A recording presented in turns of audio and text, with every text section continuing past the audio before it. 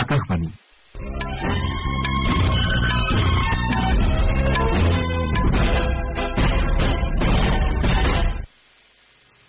বাতৰি পঢ়িছো মনজিত গগৈ।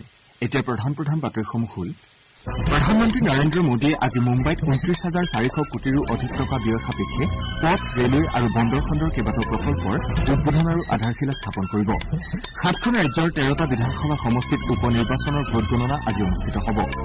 কেন্দ্ৰীয় চৰকাৰে উত্তৰ পূৰ্বাঞ্চলৰ গ্ৰাম্য পথ যোগাযোগ সুদৃঢ় কৰাৰ লগতে অৰ্থনৈতিক বিকাশ ত্বৰান্বিত কৰাৰ উদ্দেশ্যে অসম আৰু ত্ৰিপুৰাৰ কেইবাটাও পথ প্ৰকল্পত অনুমোদন জনাইছে। ভাৰত আৰু জিম্বাবৱেৰ মাজৰ ৫খনীয়া টি-২০ ক্ৰিকেট শৃংখলাৰ চতুৰ্থখন খেল আজি হাৰাৰেত অনুষ্ঠিত হ'ব আৰু এম শ্ৰীৰাম বালাজী আৰু গঞ্জালো এস্কোবাৰৰ যুটিটো ব্ৰাভো অপেন চেলেঞ্জাৰ টেনিছ প্ৰতিযোগিতাৰ পুৰুষৰ ডাবলছৰ ফাইনেলত প্ৰৱেশ কৰিছে।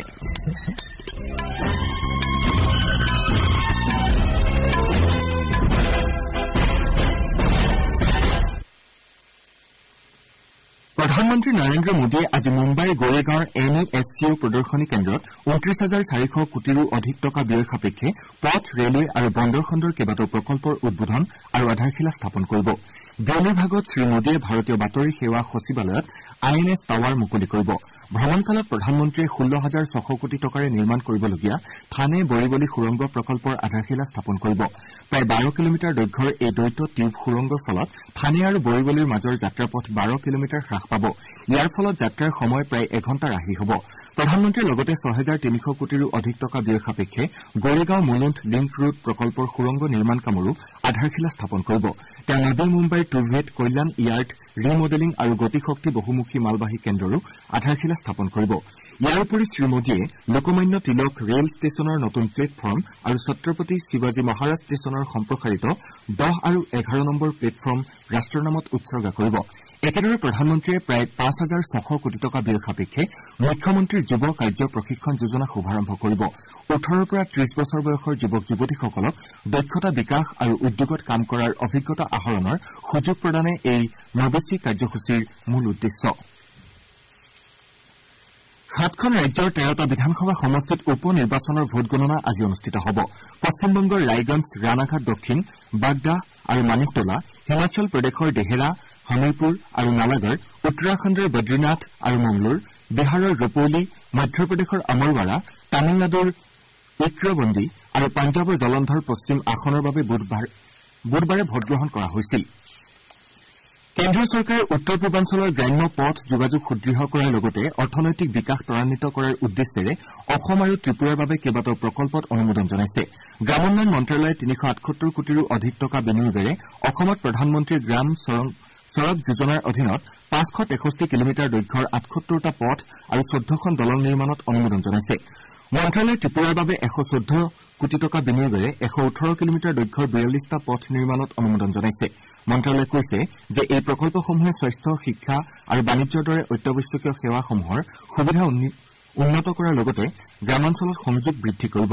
মন্ত্ৰালয়ৰ মতে এই প্ৰকল্পসমূহে ত্ৰিপুৰাত বসবাস কৰা বিশেষভাৱে দুৰ্বল জনজাতীয় গোটসমূহৰ আৰ্থ-সামাজিক অৱস্থা উন্নত কৰাতো অৰিহণা যোগাব। লোকসভাৰ অধ্যক্ষ ওম বিৰলাই কালি ৰাছিয়াৰ ছেইণ্ট পিটাৰ্ছবাৰ্গত তাজিকিস্তান, কাজাখস্তান, বেলাৰুছ, ইজিপ্ত আৰু উজবেকিস্তানৰ বিধানমণ্ডলৰ অধ্যক্ষসকলক সাক্ষাৎ কৰে। ১০ম ব্ৰিক্ছ সংসদীয় সন্মিলনলৈ যোৱা এটা ভাৰতীয় সংসদীয় প্ৰতিনিধি দলক অধ্যক্ষগৰাকীয়ে নেতৃত্ব প্ৰদান কৰিছে। তাজিকিস্তানৰ মাললেজি নাময়ান্দাগনৰ অধ্যক্ষ জকিৰ জোদা মহম্মদ তহিৰ জহিৰৰ সৈতে হোৱা দ্বিপাক্ষিক বৈঠকত ওম বিৰলাই দুয়োখন দেশৰ মাজৰ গভীৰ ঐতিহাসিক আৰু সাংস্কৃতিক সম্পৰ্ক আৰু সংসদীয় বন্ধুত্ব গোট গঠনৰ জৰিয়তে সংসদীয় সহযোগিতা বৃদ্ধিৰ প্ৰয়োজনীয়তাৰ ওপৰত গুৰুত্ব আৰোপ কৰে। ভাৰতৰ নিৰ্বাচনী প্ৰক্ৰিয়াৰ স্বচ্ছতাৰ ওপৰতো নেতাগৰাকীয়ে আলোকপাত কৰে। ব্ৰিক্ছ সংসদীয় সন্মিলনতেই ওম বিৰলাই কাজাখস্তানৰ ছেনেটৰ অধ্যক্ষ আসিম বায়েভ মৌলেন সাগাথানুলৈকো সাক্ষাৎ কৰে। শ্ৰীবিৰলাই কয় যে বিশ্বৰ সৰ্ববৃহৎ গণতন্ত্ৰ হিচাপে ভাৰতে গণতান্ত্ৰিক শাসনৰ ভিত্তিত নাগৰিকৰ আৰ্থ-সামাজিক জীৱনত পৰিৱৰ্তন আনিছে। বেলাৰুছৰ ৰাষ্ট্ৰীয় সদনৰ অধ্যক্ষ ইগৰ চাইগেইংকৰ সৈতে হোৱা বৈঠকত লোকসভাৰ অধ্যক্ষগৰাকীয়ে ভাৰত আৰু বেলাৰুছৰ মাজত ঘনিষ্ঠ বন্ধুত্বপূৰ্ণ সম্পৰ্কৰ কথা উল্লেখ কৰে। শ্ৰোতাসকলে বাতৰি শুনিছে आकाशवाणी पर। अब डिजिटल साक्ष्य भी होंगे पारंपरिक साक्ष्य। भारतीय साक्ष्य अधिनियम मतलब नया कानून 1 जुलाई से लागू। आजाद भारत के अपने कानून। तारीख पर तारीख, युग का हो गया अंत। न्यायिक प्रक्रिया के लिए समय सीमा तय। भारतीय नागरिक सुरक्षा संहिता 1 जुलाई से लागू। आजाद भारत के अपने कानून। স্বাস্থ্যমন্ত্ৰী জে পি নাড্ডাই কালি নতুন দিল্লীত ৰাষ্ট্ৰীয় স্বাস্থ্য প্ৰাধিকৰণৰ জ্যেষ্ঠ বিষয়াসকলৰ সৈতে আয়ুষ্মান ভাৰত প্ৰধানমন্ত্ৰী জন আৰোগ্য যোজনা আৰু আয়ুষ্মান ভাৰত ডিজিটেল মিছনৰ পৰ্যালোচনা কৰে। সামাজিক মাধ্যমৰ এটা পোষ্টযোগে স্বাস্থ্যমন্ত্ৰীগৰাকীয়ে কয় যে আঁচনি দুখনে নিজৰ উদ্দেশ্য পূৰণ কৰিবলৈ সক্ষম হৈছে। তেওঁ লগতে কয় যে এই আঁচনিকেইখনৰ অধীনত প্ৰায় ৩৪ কোটি ৭ লাখ আয়ুষ্মান কাৰ্ড প্ৰদান কৰা হৈছে আৰু প্ৰায় ৭ কোটি ৩৫ লাখ লোকক চিকিৎসালয়ত ভৰ্তিৰ সুবিধা প্ৰদান কৰা হৈছে। এই দূৰদৰ্শী আঁচনিসমূহৰ সুবিধা যাতে সমাজৰ অতি পিছপৰা শ্ৰেণীৰ লোকসকলৰ মাজলৈ যায় তাক নিশ্চিত কৰিবলৈও স্বাস্থ্যমন্ত্ৰীগৰাকীয়ে বিষয়াসকলক নিৰ্দেশ প্ৰদান কৰিছে। বিদেশ পৰিক্ৰমা মন্ত্ৰী ড এছ জয়শংকৰে কালি দিল্লীত থাইলেণ্ডৰ বিদেশ মন্ত্ৰী মাৰিছ চাংগ্যামপংছাৰ সৈতে এক বৈঠকত মিলিত হয়। বৈঠকত নেতা দুগৰাকীয়ে ৰাজনৈতিক, প্ৰতিৰক্ষা আৰু নিৰাপত্তা, বাণিজ্য আৰু বিনিয়োগ, ভৌতিক আৰু আৰ্থিক সংযোগ, পৰ্যটন আদি ক্ষেত্ৰসমূহৰ বিষয়ে আলোচনা কৰে। সামাজিক মাধ্যমৰ এটা পোষ্টযোগে ড জয়শংকৰে কয় যে তেওঁলোকে আঞ্চলিক, ভাৰত আছিয়ান, ভাৰত প্ৰশান্ত মহাসাগৰীয় আৰু ৰাষ্ট্ৰসংঘত সহযোগিতা আদি বিষয় সম্পৰ্কেও মত বিনিময় কৰে।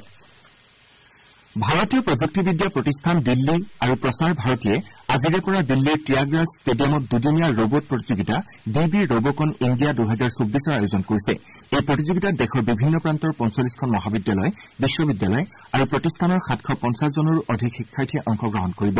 প্ৰতিযোগিতাত ৰবটে নিৰ্দিষ্ট সময়ত জটিল কাম সম্পাদন কৰিব। এই প্ৰতিযোগিতাৰ বিজয়ী দলটোৱে ভিয়েটনামৰ কোৱান নিনহত হ'বলগীয়া আন্তঃৰাষ্ট্ৰীয় এছিয়া প্ৰশান্ত মহাসাগৰীয় সম্প্ৰচাৰ সংঘ ৰবকন 2024 প্ৰতিযোগিতাত ভাৰতক প্ৰতিনিধিত্ব কৰিব। ভাৰত আৰু জিম্বাবৱেৰ মাজৰ 5খনীয়া টি-20 ক্ৰিকেট শৃংখলাৰ চতুৰ্থখন খেল আজি হাৰাৰেত অনুষ্ঠিত হ'ব। খেলখন ভাৰতীয় সময় অনুসৰি বিয়লি 4:30 বজাত আৰম্ভ হ'ব। শুভমন গিল নেতৃত্বাধীন ভাৰতীয় দলটো বৰ্তমান শৃংখলাত 2-1 ফলাফলেৰে আগবাঢ়ি আছে। শৃংখলাৰ প্ৰথমখন খেলত ভাৰত জিম্বাবৱেৰ হাতত 13 ৰানত পৰাজয়ৰ সন্মুখীন হোৱাৰ বিপৰীতে পৰৱৰ্তী দুয়োখন খেলত জয়লাভ কৰি শৃংখলাত অগ্ৰগতি লাভ কৰিবলৈ সমৰ্থ হৈছে। দ্বিতীয়খন খেলত ভাৰতে ঘৰুৱা দল জিম্বাবৱেক 100 ৰানত পৰাস্ত কৰাৰ বিপৰীতে তৃতীয়খন খেলত 23 ৰানত জয়লাভ কৰিছে। শৃংখলাৰ পঞ্চম তথা অন্তিমখন খেল কাইলৈ একেখন ষ্টেডিয়ামত অনুষ্ঠিত হ'ব। ভাৰতৰ এম শ্ৰীৰাম বালাজী আৰু ইকুৱেডৰৰ গঞ্জালো এস্কোবাৰৰ যুটিটো জাৰ্মানীত অনুষ্ঠিত ব্ৰাভো অপেন চেলেঞ্জাৰ টেনিছ প্ৰতিযোগিতাৰ পুৰুষৰ ডাবলছৰ ফাইনেলত প্ৰৱেশ কৰিছে। বালাজী আৰু এস্কোবাৰৰ যুটিটোৱে কালি ছেমি ফাইনেলত চতুৰ্থ বাছনিপ্ৰাপ্ত ইউক্ৰেইনৰ ডেনিছ মলচানোভ আৰু নেডাৰলেণ্ডছৰ মেট্ৰে মিডেলকোপক 6-3, 7-6 পোনপটীয়া ছেটত পৰাস্ত কৰে। ভাৰত আৰু ইকুৱেডৰ যুটিটো আজি ফাইনেলত নেডাৰলেণ্ডছৰ চেণ্ডাৰ এৰেণ্ডছ আৰু ৰবিন হাছৰ বিৰুদ্ধে অৱতীৰ্ণ হ'ব। খেলখন ভাৰতীয় সময় অনুসৰি বিয়লি 4:30 বজাত আৰম্ভ হ'ব।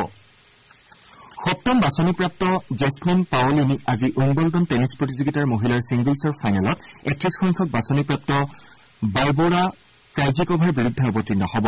চেক গণৰাজ্যৰ ক্ৰাইজিকোভাই বৃহস্পতিবাৰে ছেমি ফাইনেলত কাজাখস্তানৰ এলিনা ৰাইবাকিনাক পৰাস্ত কৰি প্ৰথমবাৰৰ বাবে প্ৰতিযোগিতাৰ ফাইনেলত স্থান নিশ্চিত কৰিছে।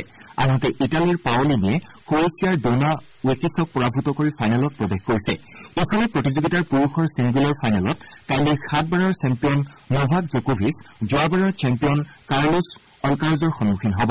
ছাৰ্বিয়াৰ জকোভিছে কালি ছেমি ফাইনেলত ইটালীৰ লৰেঞ্জো মুছেটিক 6-4, 7-6, 6-4 পোনপটীয়া ছেটত পৰাস্ত কৰাৰ বিপৰীতে অলকাৰাজে ৰাছিয়াৰ ডেনিল মেডভেডক 6-7, 6-3, 6-4, 6-4 ছেটত পৰাভূত কৰি ফাইনেলত স্থান নিশ্চিত কৰিছে।